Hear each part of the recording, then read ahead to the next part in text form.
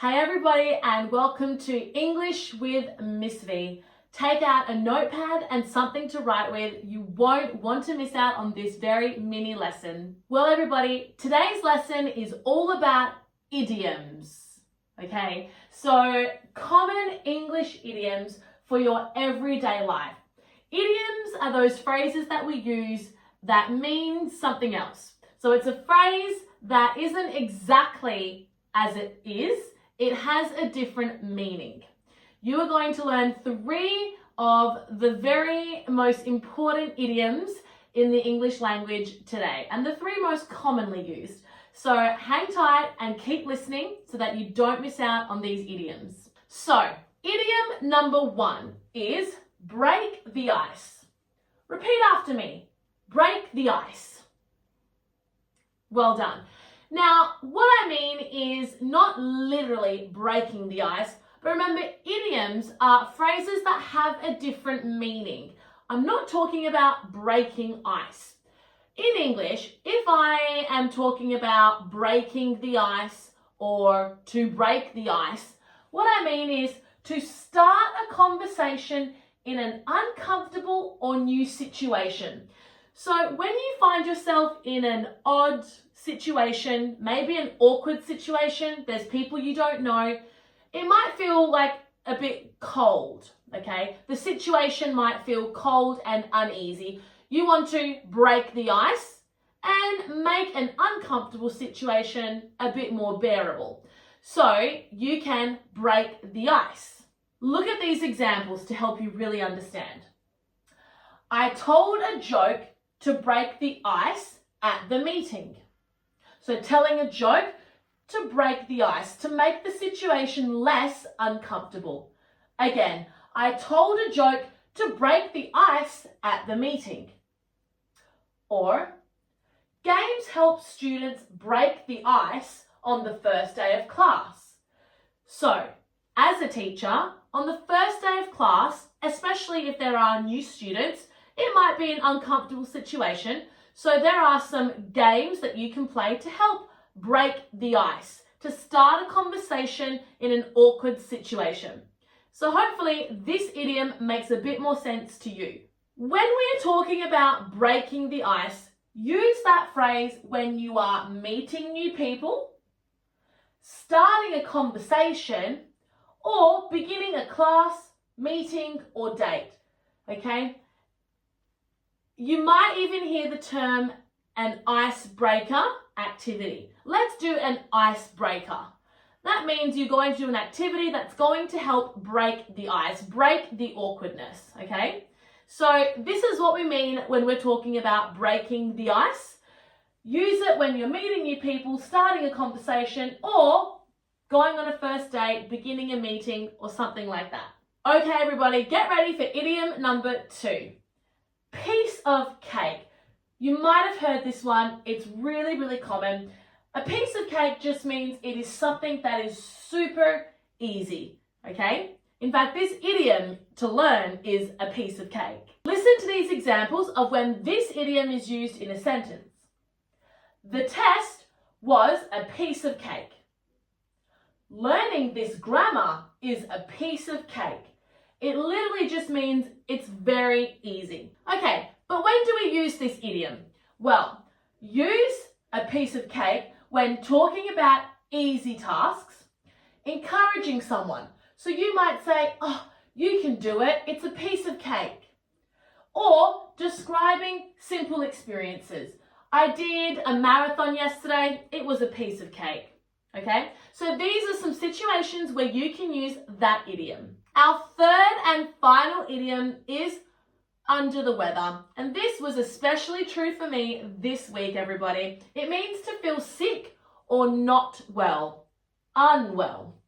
Okay, so we say under the weather, to feel sick or not well. Here are some examples of this idiom in a sentence. I'm feeling under the weather today. She stayed home because she was under the weather. So in both of these examples, okay, someone is sick or not feeling well. But instead of saying the word sick, we can just say under the weather. Okay, I'm feeling a bit under the weather today. So, very easy, everyone, and obvious, but you use this idiom when you feel ill, if you want to decline plans. So if someone has invited you out, you can say, I can't tonight, I'm so sorry, I'm feeling a bit under the weather. Okay, it's a good one to use.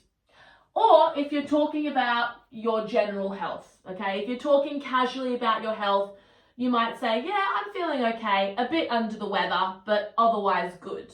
But these idioms aren't always a piece of cake. There are many mistakes that people make. So have a look at these and don't make these same mistakes.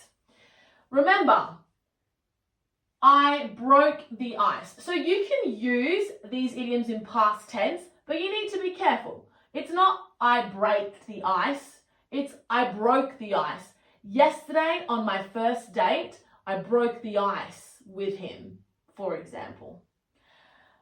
The exam was pieces of cake. No.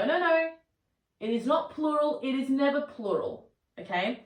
Even if the activity you did was more than one, maybe you did lots of activities, you still say, everything I did yesterday was a piece of cake, okay? So, not pieces of cake. It is always a piece of cake. The exam was a piece of cake, or the exams were a piece of cake, not the exams were pieces of cake.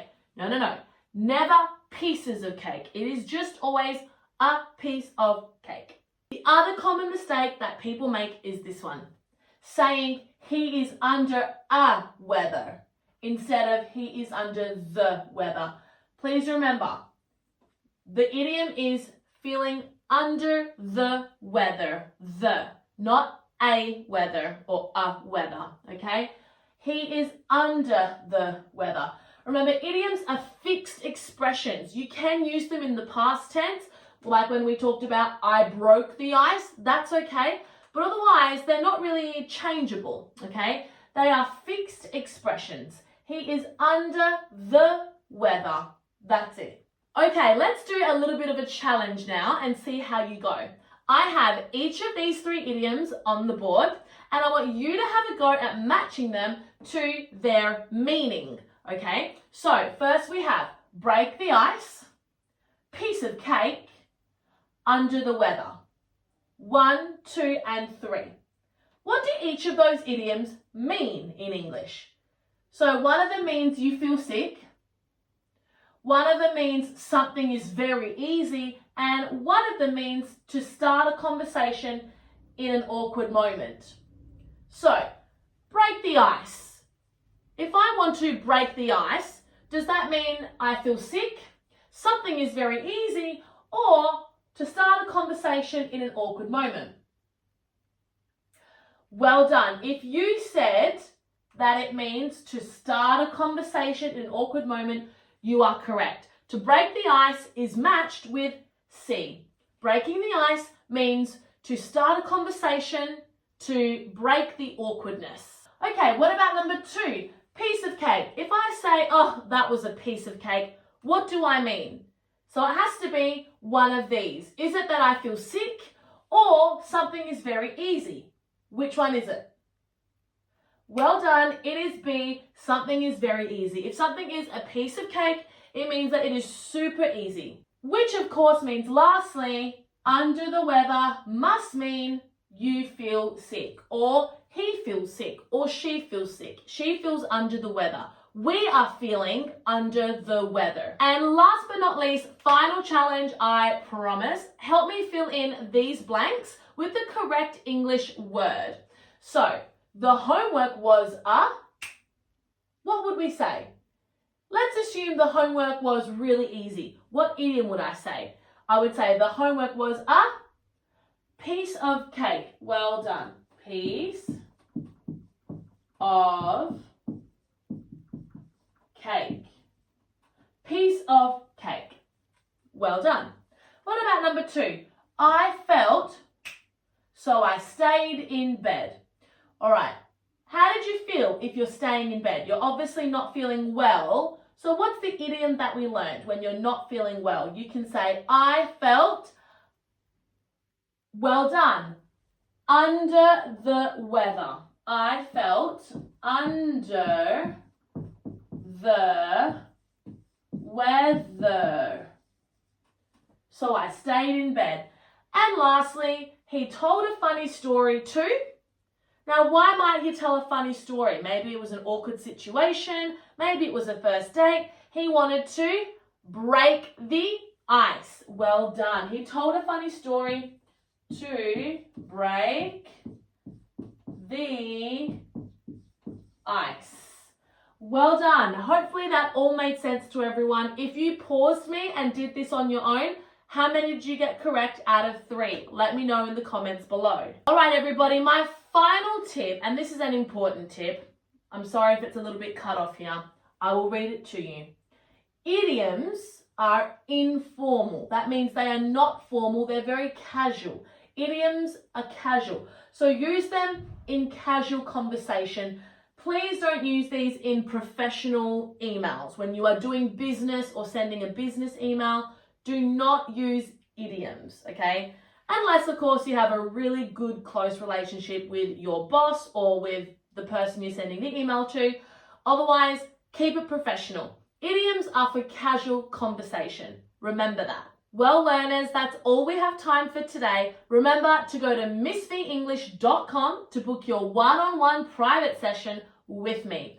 In the meantime, don't forget to like and subscribe and click on that bell so that you don't miss out on any upcoming lessons. Until next week, everybody, see you then.